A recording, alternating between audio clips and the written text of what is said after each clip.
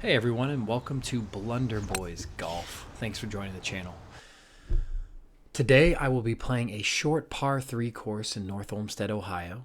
There's not going to be a whole lot of drivers. There's really not going to be a whole lot of anything except for the gap wedge and a putter. So this is a perfect example of trying to work on your scoring within 100 yards.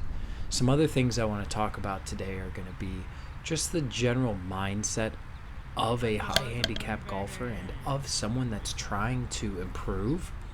This year has been a little difficult for me as far as improving my game. Things have been busy. I haven't been able to get out quite as much as I would have liked. And because of that, I haven't seen my scores lower the way I would have hoped. So today what we're going to look at is we're going to look at this through maybe rose-colored glasses and try to find some positives from this round, which we'll see at the end how I did. So the first hole, obviously, I birdied, which is a great start. The second hole, here I am trying to save par, and I miss it. So it's going to be fourth for a bogey.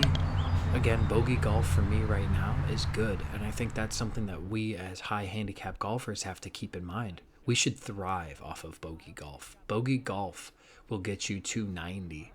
And again, if I shoot 90, I am ecstatic. So on to another short par 3, and the gap wedge again comes out.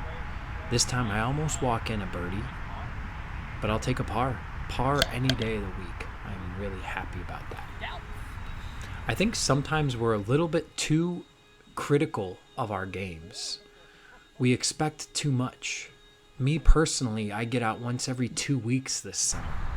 How can you expect to hit the majority of fairways or get greens in regulation or hit 15-foot putts with any regularity when in all reality you go out and you swing and you take 100 shots every 2 weeks? For a high handicap golfer to improve, you have to look at what's going on, and you have to take some pieces of your game for what they are. This is a good example of taking your game for what it is and trying to work on it. Again, the driver in the past, I've left in the bag. I did go out and get a new driver, and I've been much more accurate with that. I've also lived and died by it. Again, me shooting a 95 or me shooting 102 isn't that big of a difference.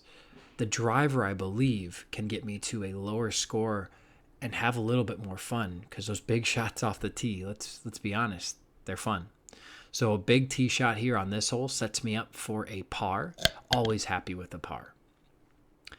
The other thing we have to give ourselves credit for is not being comfortable with certain clubs. The hybrid used to be one of my favorites. I'd tee off on it. I would try to shoot it from anywhere, 200 yards plus. This summer, because of my driver, I really only use it a handful of times in 18, if that. I really feel a lot more comfortable with my 5-iron, so I haven't used it quite as much. Again, we can see here that with the gap wedge, although I'm not super accurate, I get myself on the putting surface and I set myself up for a good shot, a decent shot there for me.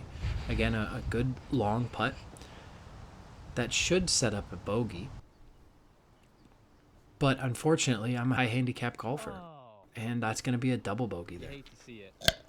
We have to give ourselves credit and realize that some of these lost shots, when you're taking the scores seriously, as I'm trying to do this year, and really as I've picked up golf more recently in the last 2 years, not taking mulligans, not taking gimmies, not adjusting your lie, you're going to have some days where they drop, and you're going to have some days that they don't.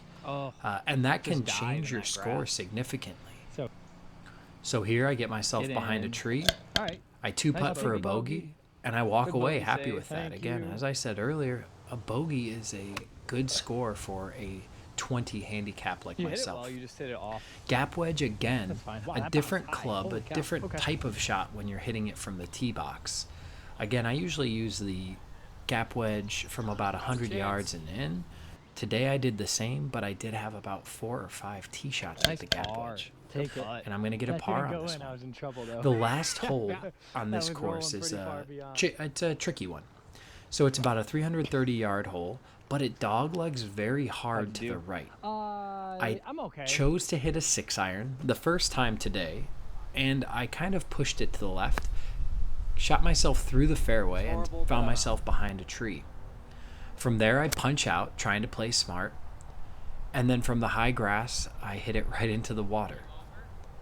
So on this short-ish par 4, I now find myself on shot 5 away from the green. My gap wedge, which has been great all day, getting me close, fails me, as a high handicapper will do. I triple hit that, and I have myself on the edge trying to putt. I'm going to give myself a decent putt here. Pretty good putt from And there. guys, I'll be honest, I'll blow it for you. Thank you. I 2-putt from here. And that's pretty frustrating, but that's golf. An 8 puts me at +9. Guys, don't let perfection get in the way Ugly. of practice. Thanks for watching.